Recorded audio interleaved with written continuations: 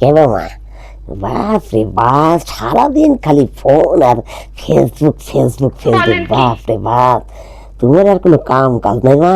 হ্যাঁ, আমাদের সময় আমরা সংসারে কাম কাজ করতে করতে আমাদের জীবন চলে গেছে, অন্যদিকে তাকানোর সময় পাইনি। তোমরা বাপ রে বাপ, খালি মানে ফেসবুকের মধ্যে কি দেখে খাবেন? হ্যাঁ, এত কথা ঠিকই আছে না মা।